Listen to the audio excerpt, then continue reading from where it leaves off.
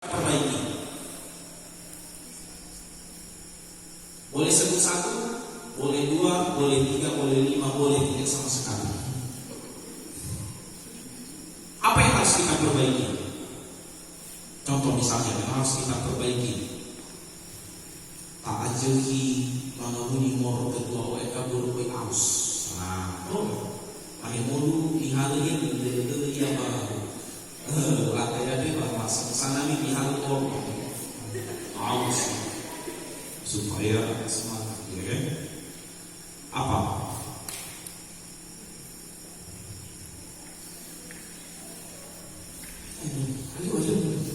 Atau fisik.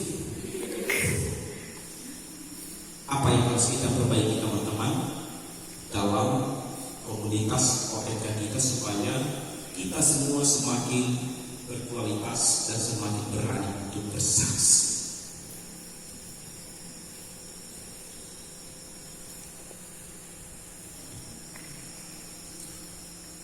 Uni orang macam mati malam mana macam orang orang fokus ibu mulai saya aja hidangannya ini oke yang dipaksa tadi atau memang mau bisa ini tentang hal yang harusnya diperbaiki ya di SMK. Jadi menurut pengalaman saya baru ini maksudnya selama saya ikut di OMK di sini tuh yang paling banyak hadirnya itu cewek. Jadi minim sekali hadirnya cowok. Jadi kayak yang seharusnya diperbaiki itu kita sebagai orang-orang yang sudah ada pengalamannya mengetahui bagaimana organisasi OMK itu berjalan, bagaimana organisasi itu dapat membuat kita tertarik. Jadi kita tuh bisa mengajak teman-teman yang lain dan bukan hanya sekedar mengajak, kita juga bisa menceritakan kepadanya pengalaman-pengalaman kita sehingga itu saat biasanya kan orang yang tertarik itu biasanya saat diajak itu cuma pengen lihat aja, pengen nyoba aja, tapi karena tidak menemukan hal yang menarik dalam itu bisa-bisa itu cepat bosan. Jadi maunya kan saat ngajak itu langsung aja diceritakan kepadanya kok kita ngajak itu langsung sejak memperkenalkan kepada hal menarik sehingga saat itu mulai mundur hatinya untuk ikut. Jadi jadi ada kemauan untuk terus mengikuti hal tersebut itu. Oke. Terima kasih banyak. Kita harus lebih kreatif lagi untuk menarik hati teman-teman orang muda yang tidak mau bergabung di OMK, utamanya bencok. Sudah OMK ada bencok. Tata tangan yang sepakat kita? Ada yang mau jadi bencok? Maka tetap di OMK. Lalu OMK di rumah Tuhan, nama yang midaninya, pastor jo berkati, percaya juga, namun ambil menapaltar dan ia berubah jadi bencok, boleh tanpa sadar, bisa satu lagi, iya kan? Ada seperti itu kan? Ada. Yang semakin hari ngomong membahas tiba-tiba dirinya, saya terima nikahnya ini.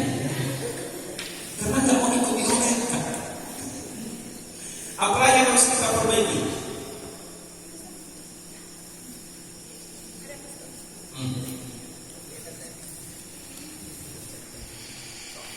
Baik, menurut saya hal yang perlu diperbaiki ke depannya yaitu terlebih dahulu dari pengurusnya. Pengurusnya harus lebih proaktif dari anggotanya dan lebih kreatif lagi. Dan pengurus supaya OMK-nya tertarik untuk gabung di OMK harus membangun hubungan di berbagai relasi. Salah satunya adalah pengurus gereja dan guru di sekolah.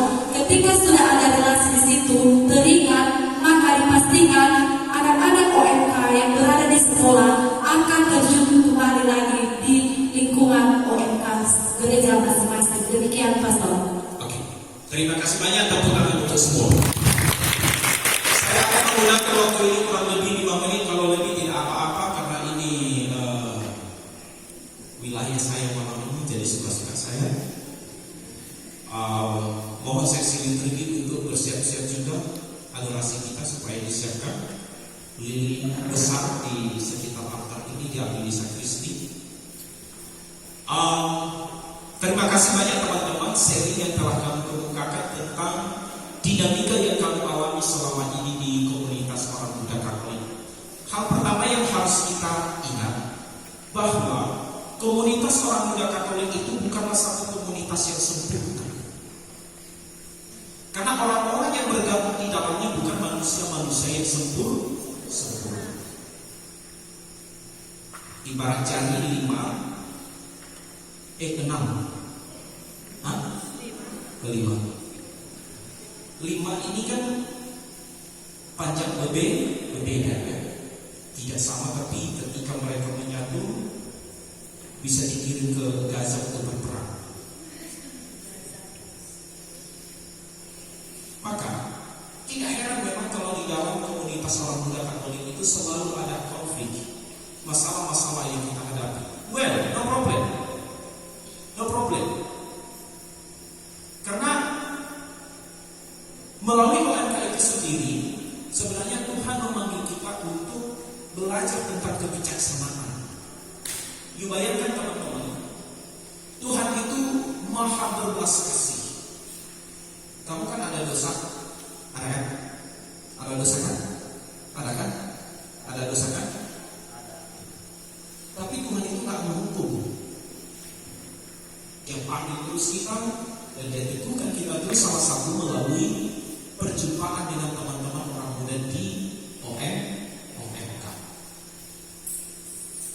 Kedua, orang-orang muda Katolik seperti Anda ini teman-teman, supaya Anda sadar bahwa Anda memiliki tempat khusus di dalam hati Allah dan juga di dalam hati gereja. Kalau kita belajar tentang panggilan orang-orang muda Katolik dan perannya dalam perjanjian lama dan perjanjian baru, di sana ditampilkan kepada kita bagaimana Allah mengikut sertakan orang-orang muda untuk karya penyelamatannya. Daud itu dipanggil jadi raja masih muda, ya tak? Ya kan? Siapa Daud? Siapa Daud? Anda lebih mana iya? Siapa Daud?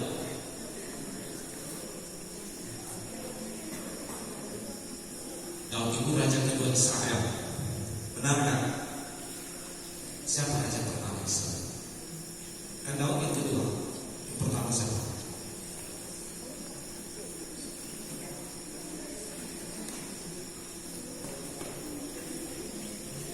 Mulai ada yang pura-pura berbeda. Siapa raja pertama Israel? Boleh bahasa Nias, boleh bahasa roh.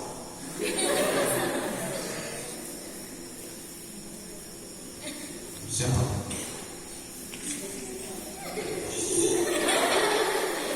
Adam. Itu dulu.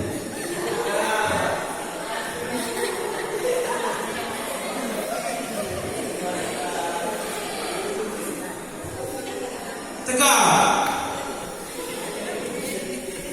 Udah harus berat. Bilang sama mereka.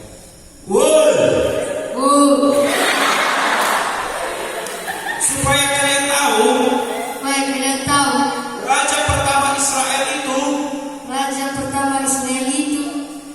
kakekku.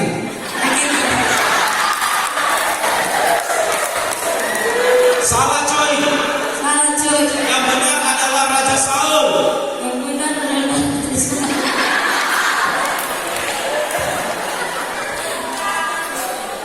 Yang kedua Raja Daud. Yang mengalahkan Goliat. Yang besarnya sebesar saya. Oke, silakan dulu. Tepuk tangan.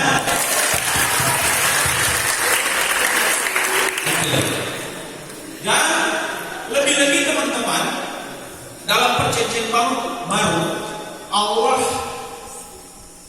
mengikut sertakan orang muda juga untuk melaksanakan karya penyelamatan untuk dunia dan manusia.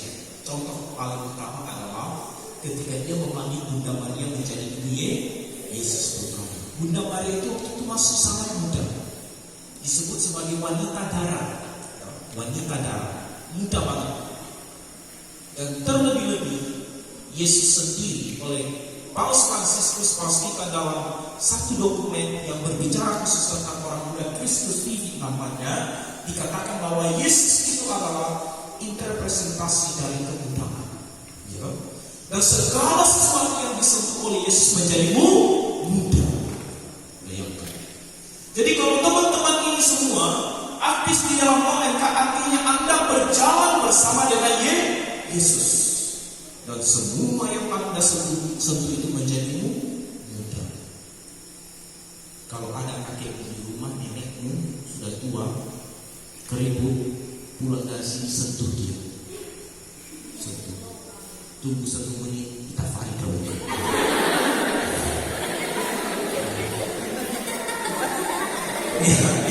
Iya enggak? Iya enggak? Enggak. Atau bapak yang benar.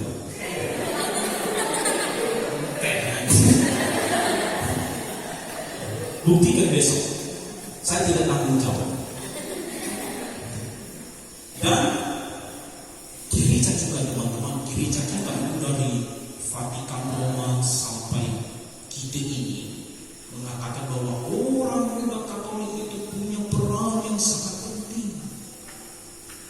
Paus Fransiskus mengatakan, hai orang-orang muda Katolik, tahukah kamu apa alat yang paling penting, paling mujarab zaman ini untuk mewartakan Injil bagi dunia?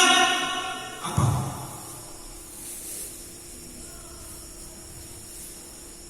Apa?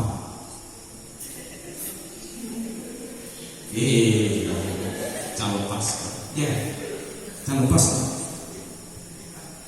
Bukan, calon susah. Calon susah. Enggak. Saya pernah mau.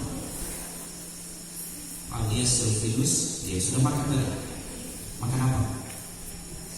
Makan nasi sama telur bebek, telur cicak. Nah, saya mau apa lagi? Jadi lupa saya.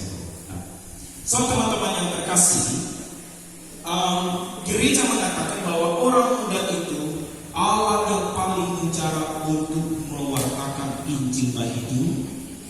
Jadi bayangkan, lihatlah teman-teman Anda diharapkan oleh gereja untuk mewartakan Injil, untuk bersaksi. Itu yang kita refleksikan. Nah, bagaimana cara kita bersaksi?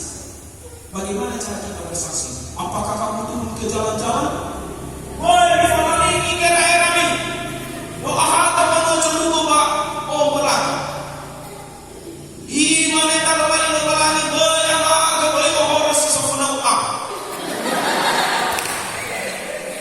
Seperti itu kan? Cara kita bersaksi seperti dikatakan oleh kakak-kakak dan abang-abang tadi, aktif di bernyanyi itu jangan pikir teman-teman, bernyanyi di gereja itu jangan pikir bagian dari kesaksian. Itu kesaksian. Lagu yang kita nyanyikan setiap hari Minggu itu adalah sabda Allah, isi Alkitab yang diubah menjadi lagu. Maka jangan pernah malas untuk latihan. Harus ada kerinduan. Datanglah latihan. Ya tak? Semangat. Soleh. Nah. Dan yang terpenting memang bagi kita, untuk orang-orang muda Katolik ini, teman-teman yang terkasih, merasalah bahwa komunitas orang muda Katolik ini, misalnya di stasi kamu, itu bukan hanya urusan ketua dan pengurus yang lain. Ketua dan pengurus yang lain itu hanya sebagai leader, pemimpin yang mengajak kita, ayo kita jalan bersama.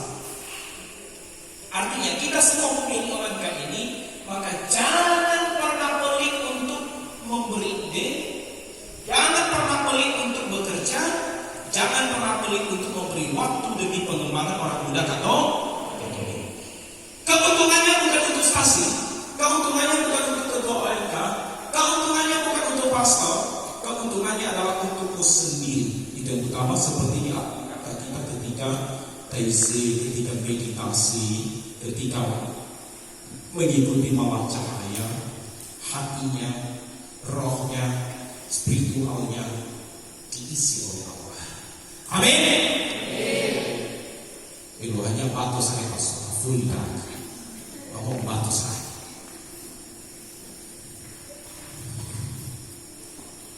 Ada yang mau nampak? Ada yang mau nampak sesuatu? Atau tidak? Cukup? Cukup? Baik, saya rasa memang cukup. Sudah ngantuk mereka. Saya serahkan kepada teman-teman panitia sembari kami bersiap untuk adorasi. Atau saya lanjutkan saja ya teman-teman.